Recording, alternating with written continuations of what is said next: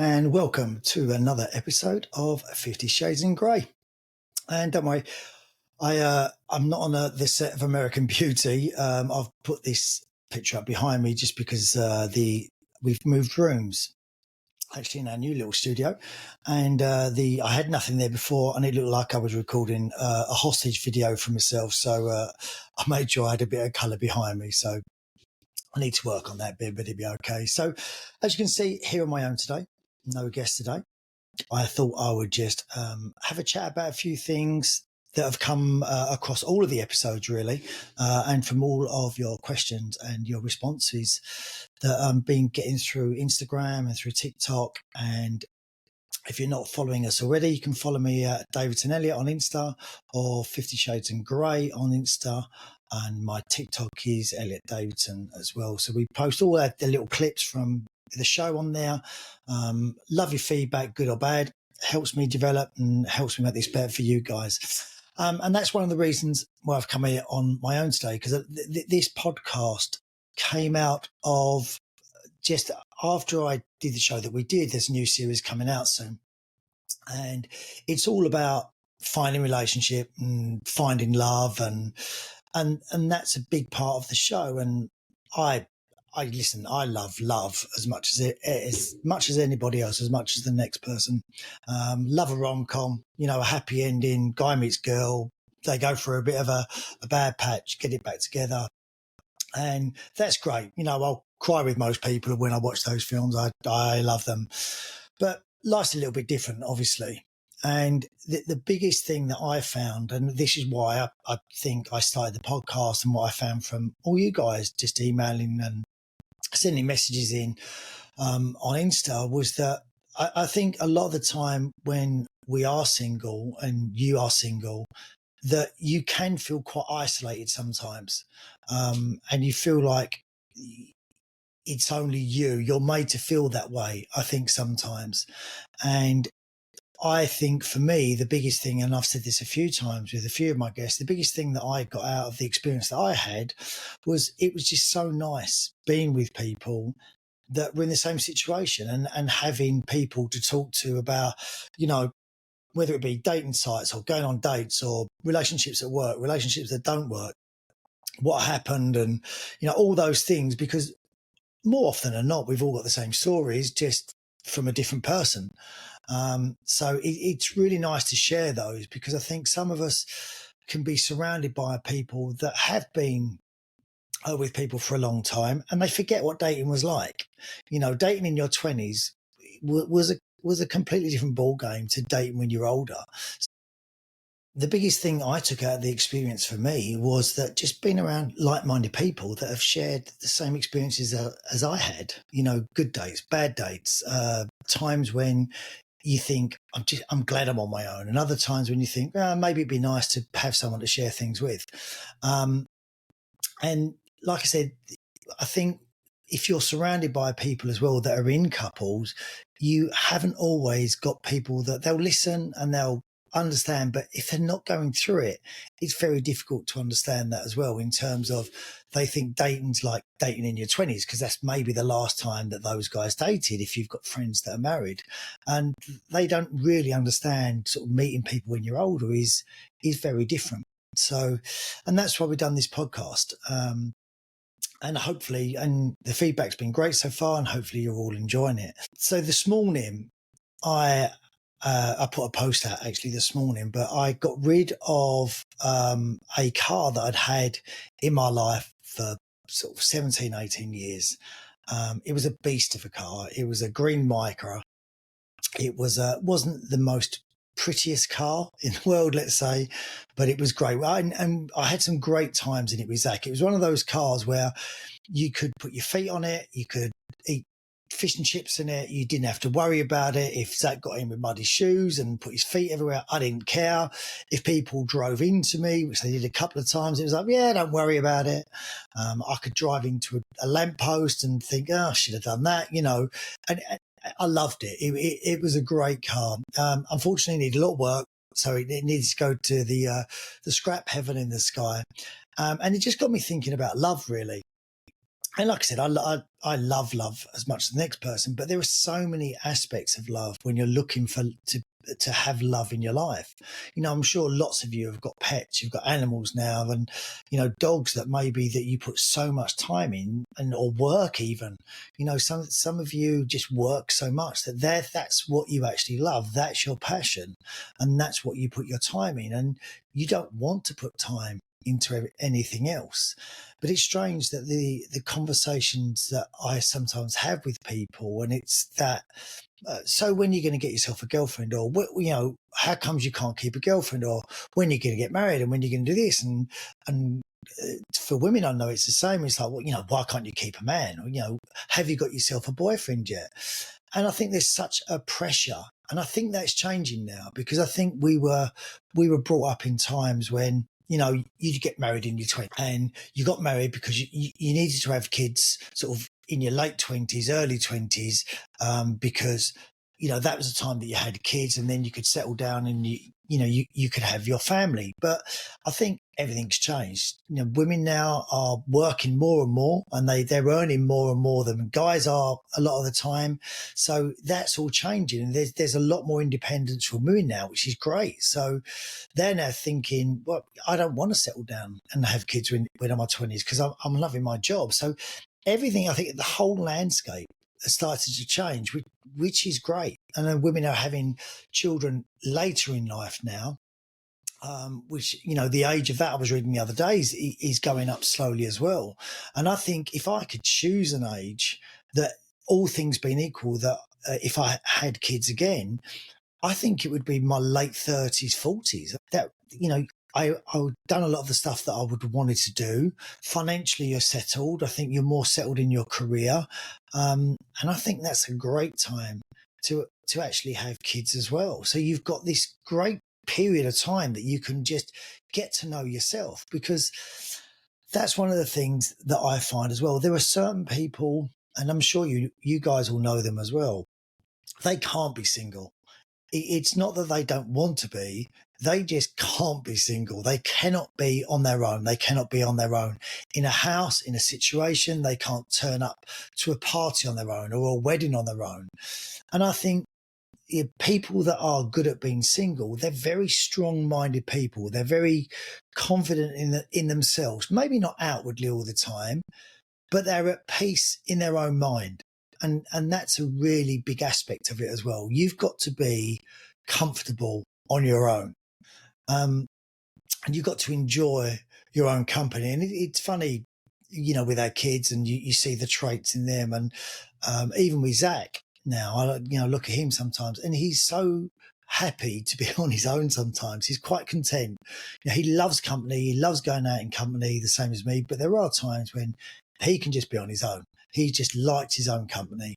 And I think that's a really good quality to have. And that's a really hard thing to do for a lot of people, just to sit in your own mind and, you know, reflect on whatever may have gone on that day, the last hour, the last year, the last few years. I think a lot of people really struggle with that. And they can't be alone in their own heads. And it's a great mental strength, I think, sometimes to be single. And sometimes they are the biggest romantics, I think, people that are single, because they're looking for everything. They want the whole package. They want everything. And yes, you may say it doesn't exist, but surely you want to wake up next to the person that you're going to spend however long it is in your life with, and you want to look over them and think, I love being with this person. Yeah, obviously there's going to be days and there's going to be times when that doesn't happen, especially in longer relationships. But most of the time, even if you don't like them, you've got to always love them, surely. And you don't just want to settle for, yeah, that's okay. Who wants to just have that's okay?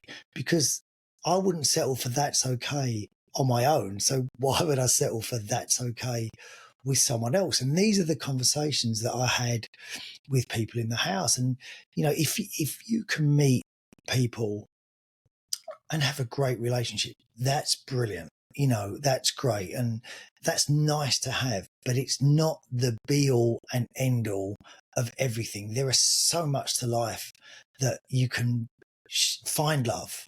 love of just going out running, love of just going off on holiday or spending time with your friends. And I think as we get older, that it actually all changes. And I think when you look at people that have been married a long time, sometimes you do wonder whether that's turned into just a friendship or it's still a relationship. And I think you want to be best friends with the person that you're in love with. They should be your best friend as well. But you don't just want that. Surely you still want to have those feelings because you're capable of having those feelings. And I think we change so much as well over time.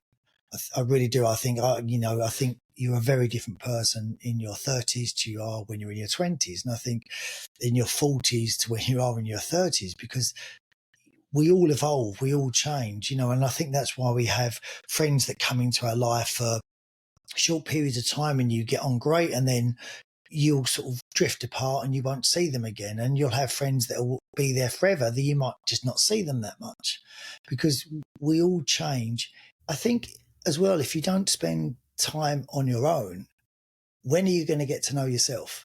If you're always with someone else, when do you get a chance to actually find out about you and go through things in your head and sit with that voice that we all have in our head that you just go through, like I said, the day or what's gone on in a situation, rather than constantly getting someone else's opinion? And it's great to get someone else's opinion, and that's really great to do. But if you're never on your own, when do you actually get to know yourself? And I think that I found with single people that I've spoke to, they really, in all different ways, they really do know themselves. They really do find that they know what they want, what they're looking for.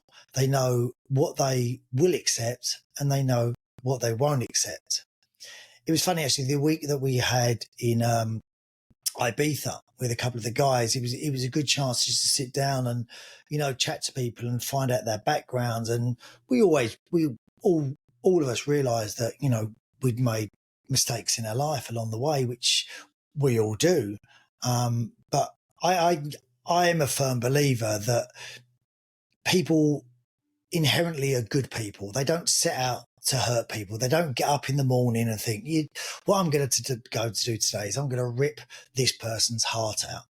I think sometimes people avoid conflict. They avoid upsetting people. So they don't make decisions that we all know they should if you're looking in.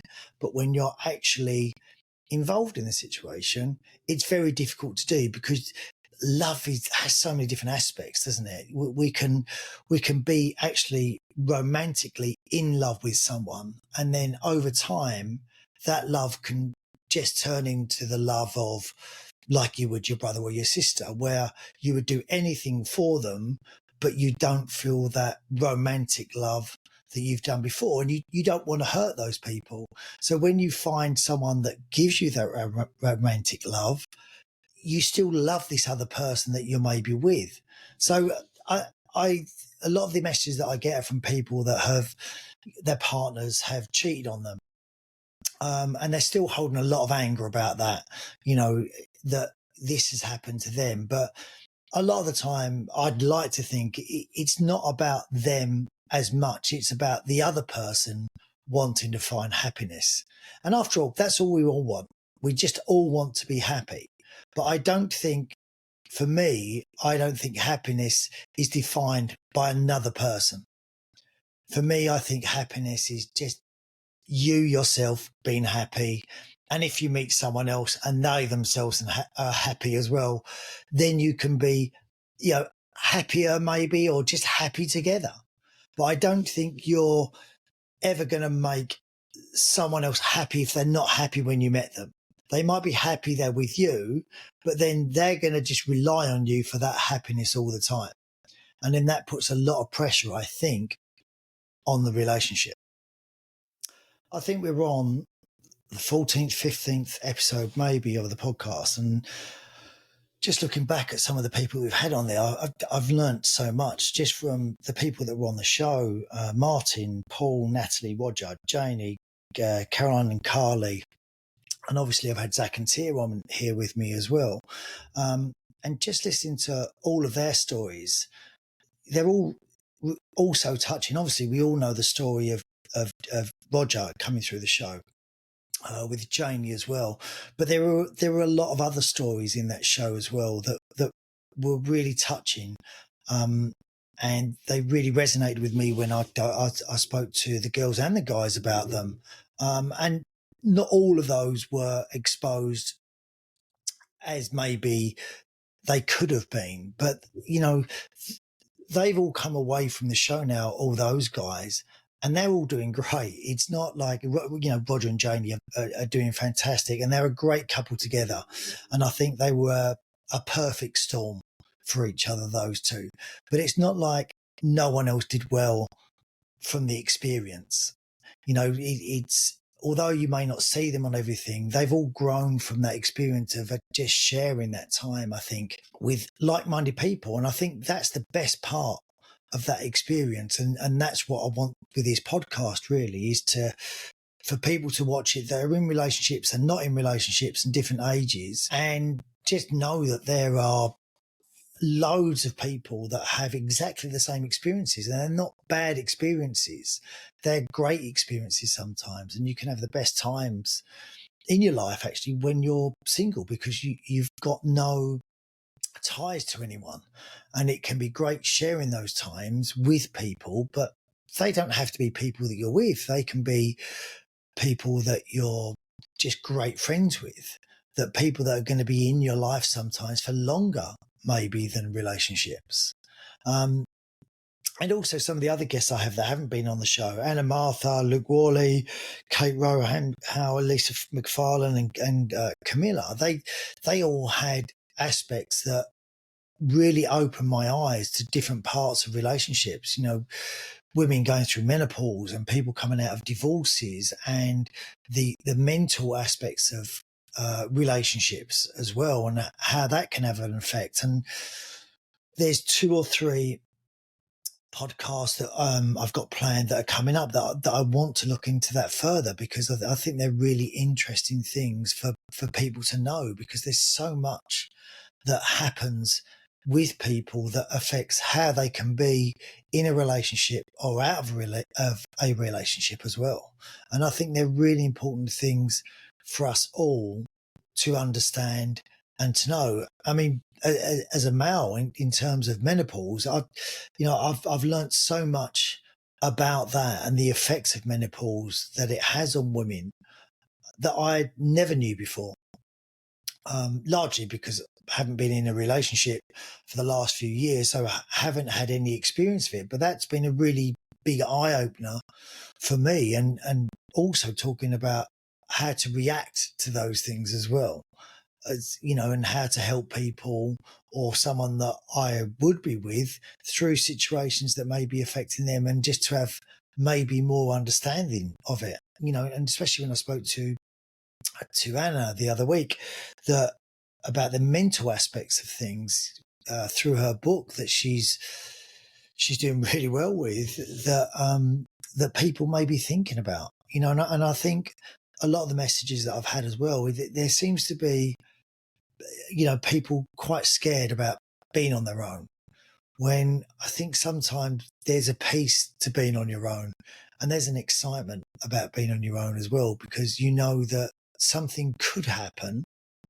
that could be really exciting, and that may not look like it's just around the corner. It could be a year away or 2 years away, or could even just be a couple of hours away. You never know, but that's quite an exciting thing to know, that there's still a long time left in your life, and anything can happen in that time. And you've just got to be ready for that and be in the best place that you can for that. So over the next few weeks, like I said, we've got some really great guests coming on. And I want to try and get as much different aspects and viewpoints around relationships and everything to do with relationships. And when I say about relationships, I don't just mean with someone from the same sex or the opposite sex. I just mean relationships in general, about how they can affect us, because I think that's another thing. We all view relationships as someone that's our partner, whether that's another guy, another woman, whoever it may be. But relationships are to do with everyone, our relationships with our kids, our relationships with people we work with. And I think the more understanding that we have of how people work, the different things that are involved in relationships can really help. So I think it's always good to listen to other people. But this podcast is about that, precisely that. It's about all of us sort of sharing ideas and listening to different people. And I love your feedback. So I'd love to get your feedback on the show. We've had loads of great guests so far. I'm planning on getting lots more for you, but I need to know who you'd like me to talk to. A-list movie stars are probably a little bit out of the question at the moment, but the kind of people that you'd like to hear about, the kind of people that you opinions from, like some of the people that I've had on already that have been great. And there's a couple of them that I'd really love to get back on as well and just delve a little bit deeper into other subjects. But give me your feedback. Let me know what you've liked, what you haven't liked so much, what kind of format that you like, whether you think the podcasts are too long, too short, whatever they may be, because I want to make this as good as I can for me, obviously, but I want to make it enjoyable for other people. And I think it's a great position to be in if you feel like you're helping people. And a lot of the messages that I've had from all of you saying how much you've enjoyed them, a lot of the stuff that we've done so far is about relationships and being single, but life is so much more than whether you're single or in a relationship. There's so much more enjoying, and we are not defined by someone else. We are defined by us as a person. Anything around us is bells and whistles that adds to it, but what defines us as people is us ourselves. So the more we get to know ourselves, the better it is. And you can only do that when you've got time alone. And like I said at the very beginning of this, you sit inside your head with that voice and make peace with that voice and discover things about yourself that you might not have known previously. So, well, that comes to the end of the first solo that I've done. I hope you've enjoyed it. Like I said, please give me any subjects that you'd like me to hear me waffle on about or an opinion on. And it's never advice, like I've said before. It's just my opinion from experience that I've had over the years. But make sure you take care, subscribe. Thank you for listening to 50 Shades in Grey. Goodbye.